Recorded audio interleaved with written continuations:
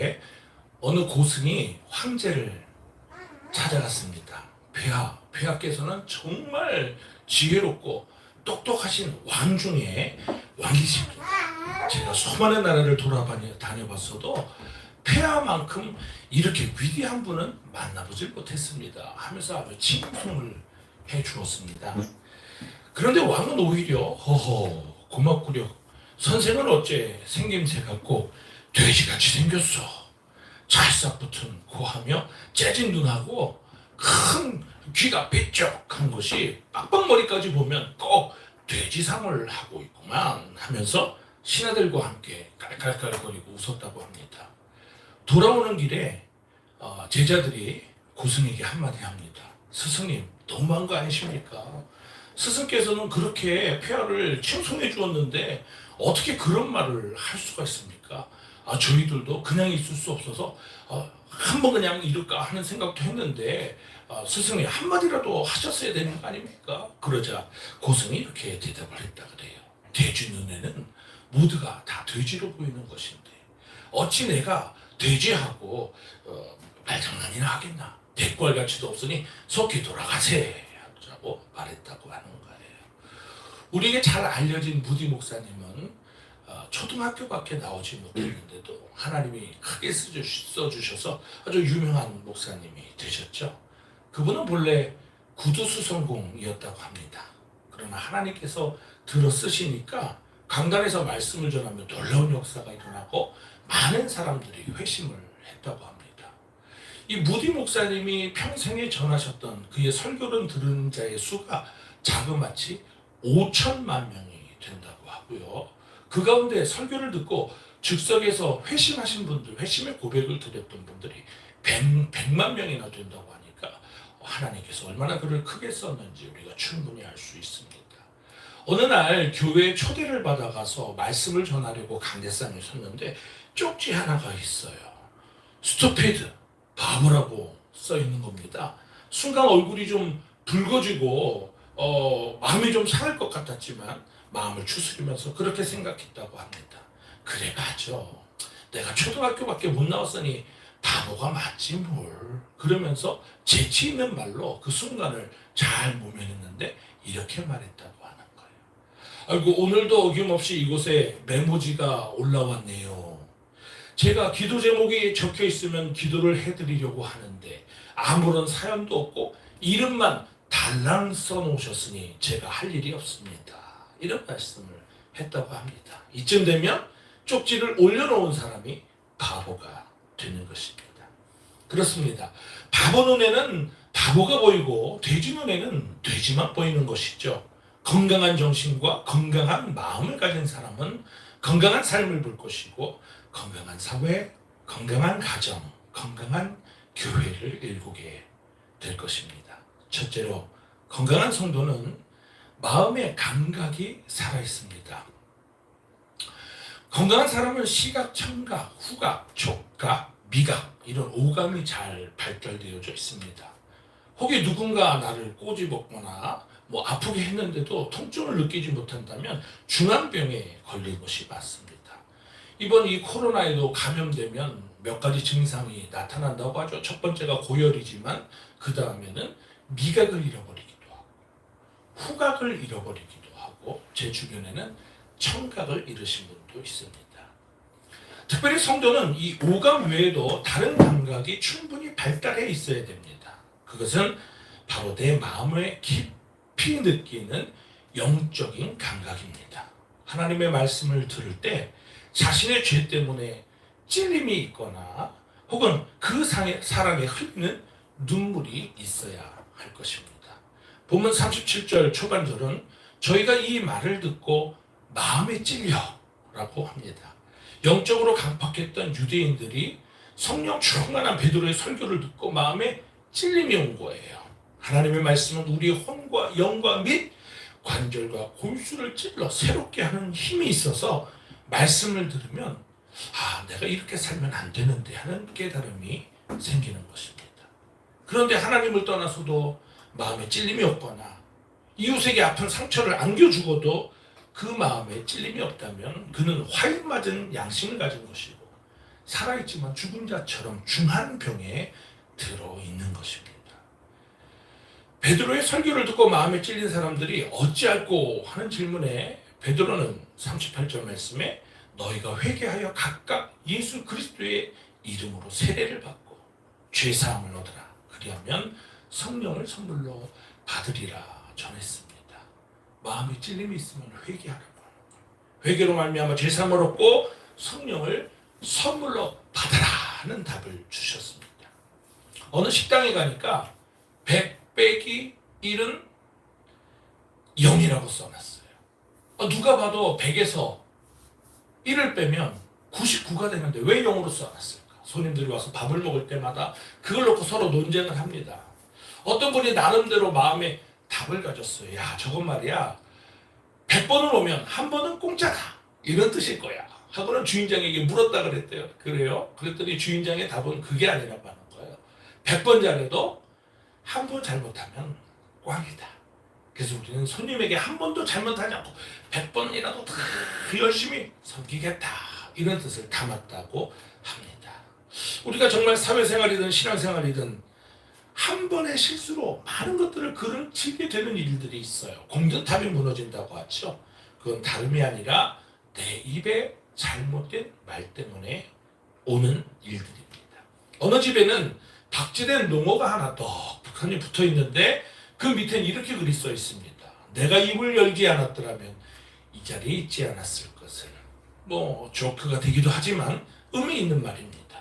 농어가 먹이를 먹으려고 입을 크게 벌렸다가 오히려 낚싯바늘에 걸려서 이렇게 박제가 되었다는 거죠. 우리 인생도 마찬가지입니다. 내 마음에 찔림이 없이 함부로 입을 열고 남을 판단하고 정지하면 사탄의 올무에 붙들리게 되는 거예요. 수돗물이 정수기의 필터를 거쳐 나올 때나야 정수된 깨끗한 물이 되듯이 우리 입술의 말도 말씀의 필터를 잘 걸러서 정화된 말로 전해져야 할 것입니다. 필터 없이 그냥 내 하고픈 대로 내 생각나는 대로 막 말하면 상대방의 마음의 아픔을 주고 교회와 성도의 신앙을 흔들리게 하거나 병들게 하는 악한 도구도 될 수가 있음입니다. 마음에 찔림이 없이 함부로 입을 열어서 이게 다 당신 탓이야 하면서 상대방을 원망하고 상처 주면 그것이 가정이든 사회이든 교회 안에서든 비난과 비판을 일삼는 자가 되어 있을 거예요. 그러나 건강한 신앙인은 어떤 문제가 생겼을 때 그 문제를 다른 사람에게서 찾으려 하지 않습니다. 먼저 자기 자신에게서 찾는 거예요. 그러니까 다 제 탓입니다. 이렇게 고백할 수가 있습니다. 왜요? 마음에 찔림이 있기 때문에. 그래서 문제를 먼저 자기 자신에서 찾으려고 하기 때문에 주변을 건강하게 만들어서 그 가정이 건강해지고 사회가 건강해지고 교회가 건강해지는 일을 만나게 될 것입니다. 두 번째로 건강한 성도는 배움과 교제와 기도를 즐겨야 합니다. 본문 42절 말씀에 저희가 사도들의 가르침을 받아 했습니다. 공부를 잘하려고 하면 학교를 열심히 가야 하고 피아노를 막 잘 치려고 하면 피아노 학원을 또 태권도를 잘하려고 하면 태권도를 열심히 다니면서 배워야 하듯이 신앙생활을 잘하려고 하면 교회에 열심히 가서 하나님 말씀을 배워야 할 것입니다. 탈무드에는 참으로 강한 자는 자기 자신을 다스리는 사람, 또 참된 부자는 가진 것에 만족하는 사람, 참으로 멋진 사람은 범사에 감사하는 사람, 참으로 지혜로운 사람은 모든 것을 통하여 배우는 사람이라는 글이 있습니다.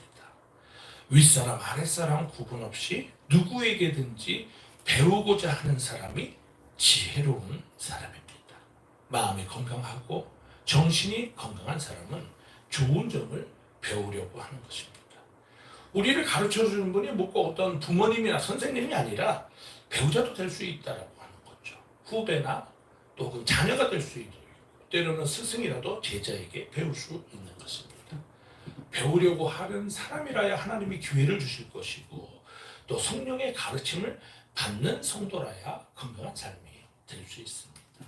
특별히 초대교인들이 잘 배운 것은 서로 교제하고 모이기에 힘쓰는 일이었습니다.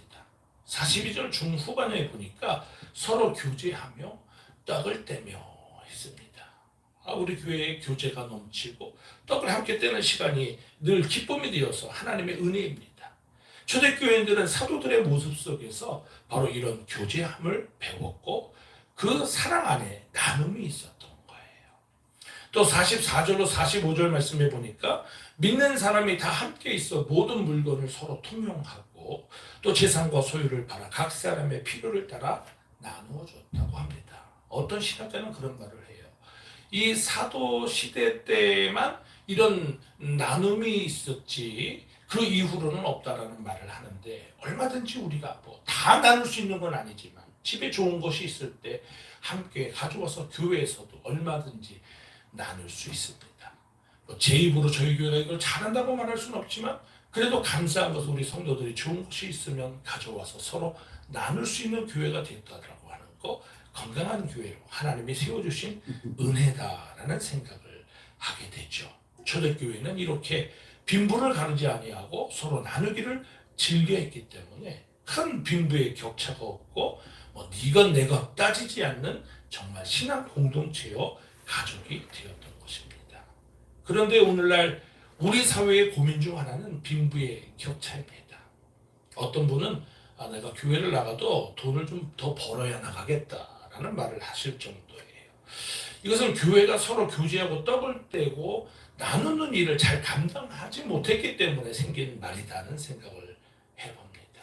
우리 새생명교회는 피차에 무엇이든지 서로 나누고 교제하고 사랑하는 건강한 교회가 되시기를 예수 이름으로 축원합니다. 아울러서 46절 말씀은 날마다 마음을 같이하여 성전에 모이기를 힘쓰고 하고 전했습니다.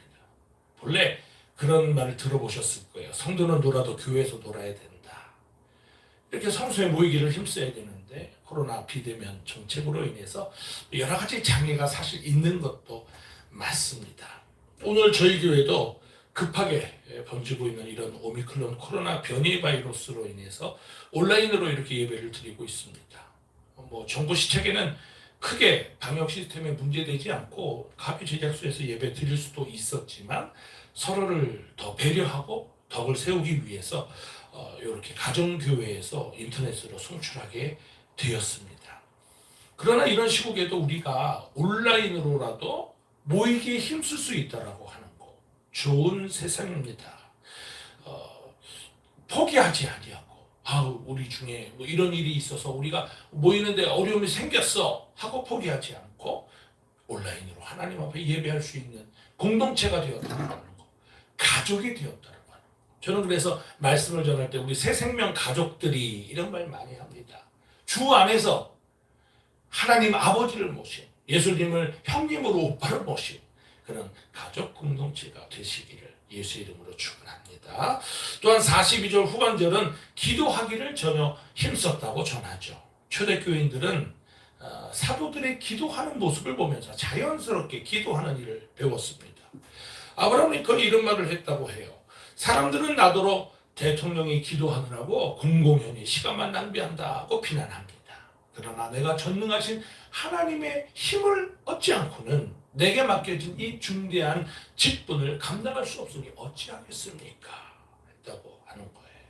교회사를 봐도 크게 일했던 분들 모두가 열심으로 기도했던 분들입니다. 예수님께서는 기도하는 일에 힘쓰셨습니다. 무슨 일을 하든지 기도하면 잘 할 수 있습니다. 기도는 역사하는 힘이 크다고 성경도 가르쳐주고 있죠. 그래서 43절 후반절에 초대교회에는 기사와 표적들이 많이 나타났다. 또 80년대 이와 같은 이적들을 많이 경험했습니다. 건강한 성도들이 성소에 모여서 말씀대로 행하여 살아갈 때 발걸음을 옮기는 곳곳마다 온갖 기사와 기적이 넘쳐날 줄로 믿습니다. 악한 사람이 선한 사람으로 변화되고 더러운 삶을 살던 사람이 깨끗하게 사는 일이 생기고 이리 갔던 사람이 양처럼 변화되는 일이 일어날 수 있다고 하는 거예요. 병들어 고생하던 사람이 고침받고 건강하게 회복되었습니다. 이런 놀라운 역사를 볼 때 세상이 하나님의 교회를 두려워하게 되는 것입니다. 그래서 43절 전반절에 사람마다 두려워하는 데 했어요. 교회가 대단한 영향력을 가졌기 때문입니다. 여러분, 건강한 교회는 세상의 비난을 받는 교회가 아니라 세상을 두렵게 하는 영향력을 가지고 있어야 되는 거예요. 그런데 오늘날의 교회가 코로나 시국을 맞이하면서 따가운 시선을 받게 된 것은 오늘 주시는 말씀처럼 교인들이 말씀 배우는 일에 온전하지 못하고 또 교제가 진실하지 못했고 기도하는 것도 정욕으로 잘못 구했기 때문입니다. 기도 많이 하시는 분이 덕스러우면 좋은데 기도는 많이 하는데 분란을 일으키는 분들이 있죠. 잘못 기도했기 때문입니다. 그래서 우리가 아침마다 동행 365를 통해서 쉬지 않는 기도를 제가 많이 책자를 통해 소개하게 되는데요. 이런 비난받는 세상에 잘못된 기도를 하지 아니하고 하나님이 기뻐하는 자가 되기 위해서 쉬지 않는 기도 잘 배웠으면 좋겠습니다. 아침에는 사도신경으로, 오후에는 십계명으로, 그리고 잠들기 전 저녁에는 주기도문으로 삶이 예배되는 거예요. 중간에 공백이 많죠. 이것은 또 항시 기도를 드립니다. 그래서 항상 우리가 쉬지 말고 기도하라고 하는데 기도만 할 수는 없잖아요. 그러니까 우리는 짧지만 아주 깊이, 아주 수시로 틈만 나면 하나님의 이름을 부르는 것입니다. 4가지 성어가 있어요. 오 끼리 엘레이손, 주여 나를 불쌍히 여겨 주시옵소서. 자신의 연약함을 고백합니다. 그리고 오 아버지 하나님을 내가 아버지라고 부를 수 있는 특권을 누리는 거예요. 파라클레토스 성령이시여 우리 스승이 되어주시고 지혜자가 되어주시고 변호자가 되어주시어서 나의 삶을 잘 이끌어주도록 의탁하게 됩니다. 그리고 예수 그리스도시여, 이 4가지 성어를 수시로 그냥 입술에서 습관처럼 주님의 이름을 부르며 그러나 깊게 자주 주님과 교제하며 쉬지 않는 기도가 이루어지시기를 예수의 이름으로 축원합니다. 3번째로 건강한 성도는 따뜻한 심장을 가졌습니다. 심장은 1분에 약 60회에서 70회를 뛴다고 하죠. 심장이 뛸 때마다 이 종이컵 한 잔만큼 피를 뿜어낸다고 하는데 1시간 동안 피가 뿜어내는 힘을 모으면 약 75kg 정도가 된다고 합니다. 이것은 성인을 1층에서 3층까지 순간에 올려놓는 힘이라고 해요. 이 심장이 이런 힘을 가지고 하루에 103,689번을 뛰는 거예요. 일주일에 60에서 70회 정도 뛰는 것이. 이 힘을 70년 동안 모으면 바다에 있는 군함을 육지로 끌어올릴 힘이 된다고 합니다. 우리가 평생 동안 뛰던 이 심장의 힘을 모으면 이렇게 어마어마하다라고 하는 거예요. 또 심장은 몸속에 있는 혈액을 하루에 1억 6,800만 마일을 달리게 한다고 합니다. 그런데도 그런 심장이 지금까지 지치지 않고 계속해서 일하고 있는 거예요. 지치면 큰일 나겠죠. 이렇게 힘 있는 심장처럼 열정 있는 가슴을 가진 성도들이라면 예수님처럼 사랑하고 섬기는 일을 쉬지 않을 것입니다. 심장이 힘들다고 쉬면 큰일 나죠. 하나님께 속한 우리가 주의 일에 쉬면 큰일 나는 거예요. 노엘 랜스는 존중이라고 하는 책을 통해서 상대방을 포용하고 존중하면 내가 건강해진다는 말을 했습니다. 또 이 존중하는 마음은 우리의 인체도 건강하게 만들어줍니다. 존중하는 마음은 조화로운 심장박동을 하게 하죠. 서로를 존중하고 사랑하는 마음을 가지면 마음이 평화로워지지만 분노를 느끼게 될 때는 혈관이 수축하고 심장 발작의 가능성도 커진다고 합니다. 세계적인 갑부인 록펠러는 55세가 되도록 오직 성공과 사업만을 몰두하다가 노년에 몸도 쇠약해지고 우울증까지 와서 식욕이 없어지고 겨우 비스켓 몇 조각을 먹으며 하루를 버티곤 했다고 합니다. 의사들은 그가 잘해야 5에서 10년을 더 살기가 힘들다는 진단을 해 주었습니다. 그때 그는 섬기던 목사님으로부터 그동안 돈 버시느라고 얼마나 힘드셨습니까? 잠도 못 자고 피곤해서 숱한 스트레스에 정신과 육체가 쇠하였으니 이제부터는 좀 남에게 베풀며 섬기는 사람이 되십시오. 얼마나 많은 돈을 가졌는가 보다 얼마나 가치 있게 쓰느냐가 더 중요합니다 하는 말씀을 듣게 됩니다. 그 후로 록펠러는 보육원과 양로원을 세우고 또 교회와 대학과 병원을 설립하는 많은 자선단체를 설립하면서 참된 행복을 맛보기 시작했을 때 건강을 되찾아서 98세까지 장수했다고 합니다. 여러분, 돼지 저금통의 유래를 아십니까? 미국의 캔자스주의 작은 농촌 마을에 체스먼 부부가 살았다고 합니다.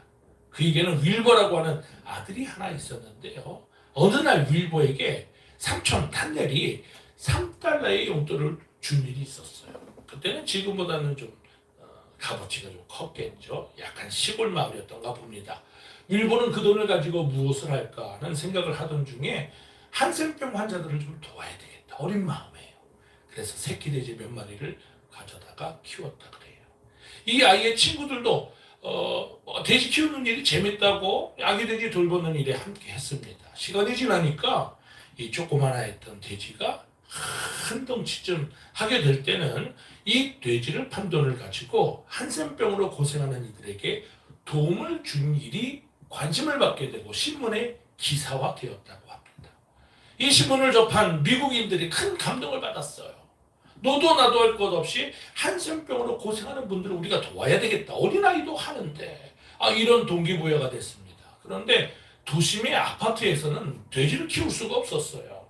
그래서 돼지 모양의 통을 만들어 가지고 그곳에다가 도네이션 할 동전을 모으게 된 것이 돼지 저금통의 유래가 된 것입니다. 이와 같이 따뜻한 심장을 가지면 언제나 많은 사람들에게 소망과 기쁨을 공급하고 건강한 사회를 만들어갈 줄로 믿습니다. 마지막으로 우리는 건강한 성도의 삶에 항상 기쁨이 뒤따라야 할 것입니다. 본문 46절 말씀은 기쁨과 순전한 마음으로 했습니다. 성경은 주 안에서 항상 기뻐하라고 했죠. 그래서 기독교는 기쁨의 종교다. 우리 그런 말 합니다.